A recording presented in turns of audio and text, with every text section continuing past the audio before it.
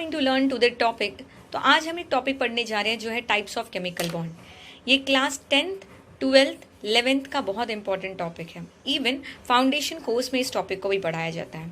So types of chemical bond में हम cover करेंगे आयोनिक बॉन्ड को, कोवेलेंट बॉन्ड को, कोऑर्डिनेट बॉन्ड को, इवन मेटालिक बॉन्ड और हाइड्रोजन बॉन्ड को।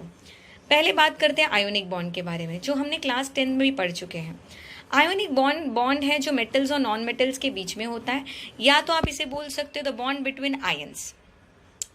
Ionic bond basically positive ions और नेगेटिव आयंस के बीच में होते हैं। फॉर एग्जाम्पल, इसे पढ़ने के लिए हम एग्जाम्पल लेंगे NaCl का, सोडियम क्लोराइड का, या आप KCl का भी ले सकते हो, या आप मैग्नीशियम क्लोराइड का भी ले सकते हो। मैं NaCl के थ्रू इसे पढ़ाने की कोशिश करूंगी।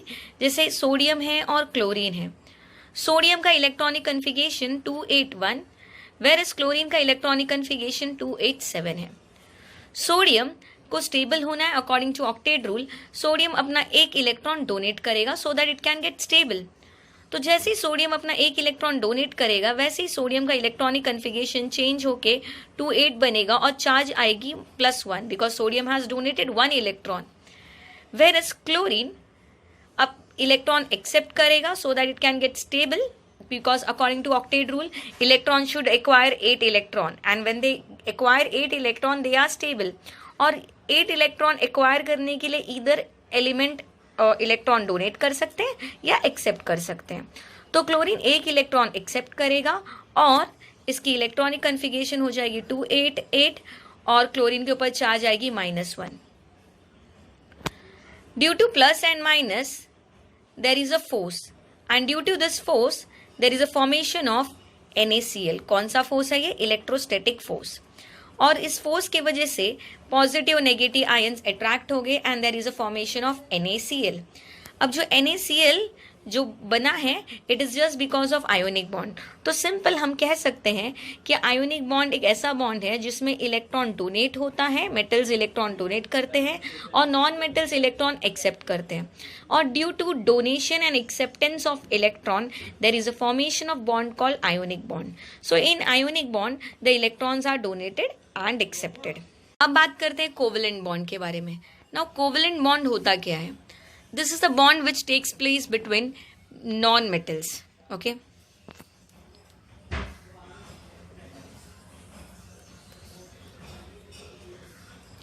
So this is a bond which is taking place between non-metals. Obviously, non-metals के बीच में तो there is no formation of ions. So there is no formation of ions, and there is no formation ion. मतलब there will be no plus and there will be no minus charge. Covalent bond जैसे यहाँ electron donate होते हैं, accept होते हैं, पर covalent bond में electrons donate accept का कहानी नहीं है। इसमें शेयरिंग ऑफ इलेक्ट्रॉन्स होता है, इलेक्ट्रॉन शेयर होते हैं और उस वजह से ऑक्टेट रूल को फॉलो की जाती है। So here elements gate stable by sharing a electron. तो कोवेलेंट बॉन्ड में दो तरीके होते हैं, दो टाइप्स के होते हैं। एक होता है आपका पोलर कोवेलेंट और एक होता है non polar covalent. Polar covalent मतलब there will be a formation of charge. Okay, यहाँ ना स्लाइटली पॉजिटिव और स्लाइटली नेगेटिव चार्ज आ जाएगी पोलर में, और नॉन पोलर में there will be no formation of any charge. Okay, तो पोलर में हम एग्जाम्पल जैसे ले सकते हैं HCl की, हम एग्जाम्पल ले सकते हैं HF की। Okay, so in this case in polar में जैसे हाइड्रोजन है और क्लोरीन है, ठीक है। हाइड्रोजन के पास एक इलेक्ट्रॉन है, वैलेंस इलेक्ट्रॉन, और क्लोरीन के पास 7 वैलेंस इलेक्ट्रॉन है।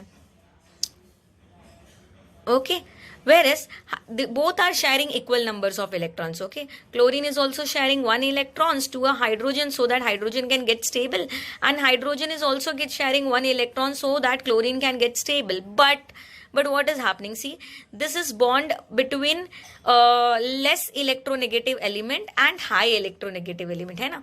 क्लोरीन के इलेक्ट्रॉन्स देखो ज्यादा है तो ये हाई इलेक्ट्रोनेगेटिव है, हाइड्रोजन के पास एक इलेक्ट्रॉन तो ये लेस इलेक्ट्रोनेगेटिव है।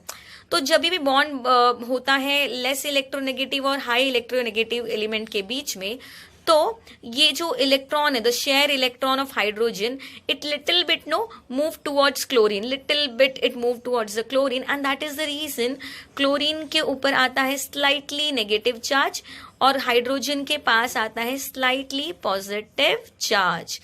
So when the bond takes place between highly electronegative element and less less electronegative element, so there will be a formation of partial positive and partial negative bond, और वो होता है आपका polar covalent bond. तो इसमें HCl, HF, HBr ये सारे आप एलिमेंट के एग्जाम्पल, कंपाउंड्स के एग्जाम्पल आप पोलर कोवेलेंट में कंसिडर कर सकते हो.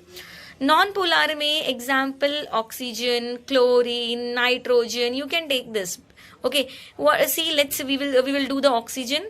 सी ऑक्सीजन के पास वैलेंस इलेक्ट्रॉन कितने होते हैं? 6 होते हैं. 1 2 3 4 एंड 5 6. वेरस नेक्स्ट वाला जो ऑक्सीजन है उसमें भी 1 2 3 4 5 6. Here also both the elements are sharing equal numbers of electron. This oxygen has shared 2 and this oxygen has also shared 2. Okay, but in this case जो बॉन्ड बना है वो same electronegative elements के बीच में बना है. इसके पास जितनी इलेक्ट्रोनेगेटिविटी है इसके पास भी उतनी ही इलेक्ट्रोनेगेटिविटी है. यहाँ कोई लेस और ज्यादा का कॉन्सेप्ट ही नहीं है. इस वजह से there is no formation of positive और negative charge. So non polar is the bond which is taking place between the same electronegative element. Okay, whereas polar is the bond which is taking place between high electronegative and less electronegative. So this is the covalent bond. And coming to the coordinate bond, coordinate bond is the kind of covalent bond. इसे हम dative bonds भी बोलते हैं. अब coordinate bond में क्या होता है कि इसमें एक एलिमेंट डोनर होता है और एक एलिमेंट एक्सेप्टर होता है. हम इसमें एग्जाम्पल कंसिडर करेंगे. For example ammonium. ओके ना, अमोनियम में देखो प्लस चार्ज होता है NH4 प्लस. अब ये होता क्या है इसको देखते हैं. जैसे कि अमोनिया. नाइट्रोजन के वैलेंस इलेक्ट्रॉन कितने होते हैं? नाइट्रोजन के वैलेंस इलेक्ट्रॉन होते हैं 5. Okay, I am taking the example of ammonia, and in ammonia there is a nitrogen which is forming the bond between hydrogen. Okay, so hydrogen और nitrogen के बीच में इलेक्ट्रॉन्स शेयर हुए हैं और बॉन्ड बन चुका है. So this is my ammonia का structure. And in ammonia there is a lone pair of electron which has not participated in bonding formation. अब सोचो कि hydrogen ion, okay, hydronium ion picture में अराइज हुआ है. As hydrogen H plus they do not have any electrons. Okay, that is the reason nitrogen क्या करेगा? Nitrogen अपने दोनों इलेक्ट्रॉन्स को बॉन्डिंग के लिए होगा, उसमें वो एक इलेक्ट्रॉन हाइड्रोजन को देगा, एक इलेक्ट्रॉन हाइड्रोजन की तरफ शिफ्ट होगी और कुछ स्ट्रक्चर इस तरह बनेगा.